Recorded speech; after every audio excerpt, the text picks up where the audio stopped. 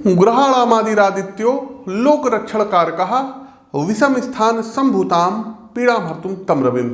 हर हर महादेव साथियों, 14 मार्च को दोपहर 12:23 पर आत्म तत्व के कारक ग्रह सूर्यदेव अपनी मित्र राशि मीन राशि में प्रवेश करने जा रहे हैं, जहां ये 14 अप्रैल तक मीन राशि में स्थित रहेंगे। और मीन राशि में स्थित रहते हुए सूर्यदेव हमारे जीवन में बड़े परिवर्तनों के अब साक्षी बनेंगे। साथियों, सूर्य और गुरु ये मित्र ग्रह माने जाते हैं, अतः मीन राशि में जब सूर्य प्रवेश करेंगे तो 7 ऐसी राशियां हैं जो मुख्य रूप से करियर, नौकरी पेशा जीवन और व्यवसाय में सामूहिक रूप से अच्छी ग्रोथ इनको देखने को मिलेगा। आपका प्रमोशन, कैरियर ज़्यादा स्थायी और भविष्य के संदर्भ में उज्जवल बनेगा।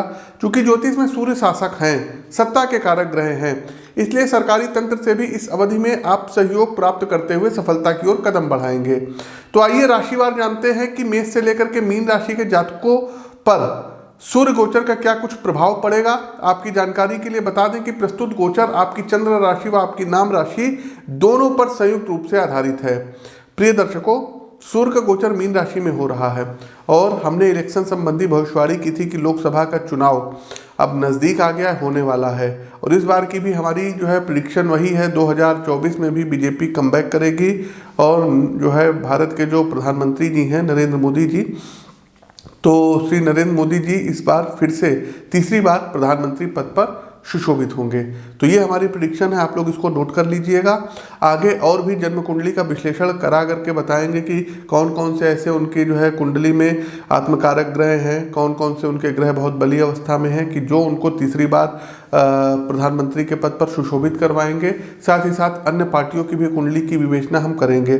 तो आगे बढ़ते हैं और मीन राशि के सूर्य का सभी 12 राशियों पर क्या प्रभाव पड़ेगा। वीडियो को लाइक कीजिए, शेयर कीजिए, कमेंट बॉक्स में जय श्री राम का उद्घोष कीजिए। व्यक्तिगत कुंडली विश्लेषण के लिए आप लखनऊ में आकर के मिल करके अपनी पत्रिका का विश्लेषण करवा सकते हैं। दूसरी राशि आती है वृषभ राशि। देखिए, वृषभ राशि के बंधुओं, चतुर्थ भाव के स्वामी सूर्य और गोचर कालखंड की इस अवस्था में ये आपके एकादश भाव अर्थात लाभ भाव में रहेंगे। एकादश भाव हमारी क्षमताओं का है, स्वप्नों एवं सामाजिक संबंधों का भाव है। तो सूर्य यहाँ पर हर प्रकार से सकारात्मक रहने वाली है। पहली अनुकूलता वित्तीय क्षेत्र में आपको प्राप्त होगी, निवेश का अच्छा रिटर्न आपको मिलेगा। पैतृक संपत्ति की प्राप्ति भी इस अवधि में होगी एवं करीबी मित्रों के द्वारा प्राप्त होने वाली आर्थिक सहायता आपके आर्थिक लक्ष्यों की पूर्ति में सहायक सिद्ध होगी। साथ ही साथ एक साथ कई स्रोतों से वृषभ राशि के जातकों धन का आगमन फाइनेंशियली तौर पे आपको मजबूत बनाएगा। दूसरी बात, व्यवसाय से जुड़े हैं तो बिजनेस अगर आप मैन हैं तो मार्केट में पैर जमाने के अब कई अवसर यहाँ पर सूर्य नारायण आपको दिलाएंगे। गोचर कालखंड की इस अवधि में आपको सरकारी क्षेत्र से भी अच्छी सहायता प्राप्त होगी। गवर्नमेंट फंडेड स्कीम में आपकी हिस्सेदारी बढ़ती हुई दिख रही है। यदि आप नौकरी करते हो और ख़ासतौर पर प्राइवेट क्षेत्र से संबंधित हैं तो विदेश जाना बिल्कुल तय है। अपनी नोटबुक में ये अभी नोट कर लीजिएगा। सूर्य की मजबूती आपको कैरियर के व्यू पॉइंट से इतना सशक्त बना देगी कि कोई भी आपका मार्ग रोक नहीं पाएगा।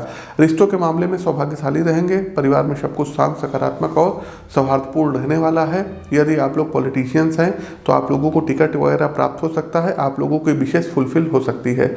लेकिन इलेक्शन जीतने कैसे हैं, तो इसके लिए भी अपनी पत्रिका का इंडिविजुअल विश्लेषण हमसे मिल करके या टेलीफोन के माध्यम से जरूर करवा लीजिएगा।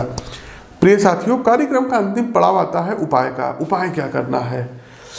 सबसे पहले तो अपनी पत्रिका का विश्लेषण करवा लीजिए और यदि माणिक्य रत्न आप लोग एफोर्ड कर सकते हैं, बनवा करके धारण कर सकते हैं, तो अपनी कुंडली का विश्लेषण करवाने के बाद यदि आपकी सिंह राशि है, वृश्चिक राशि है, मेष राशि है, मीन राशि है, तो एक रिंग फिंगर में गोल्ड में या कॉपर में बनवा करके 7 सवा 7 रत्ती का माणिक्य धारण करिए रविवार के दिन।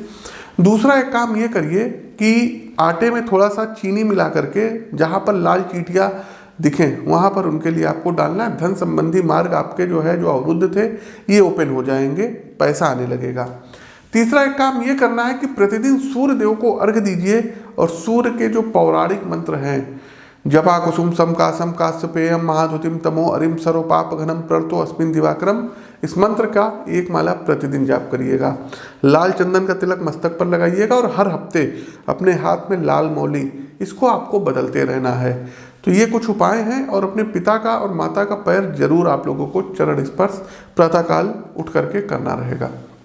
तो ये कुछ उपाय हैं जिनको सूर्य गोचर की इस अवधि में आप करके अच्छे फल प्राप्त कर सकते हैं। और भी उपाय आप अपनी पत्रिका का विश्लेषण करवा करके हमसे प्राप्त कर सकते हैं।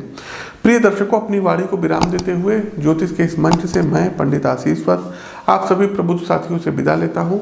नमस्कार, राम राम।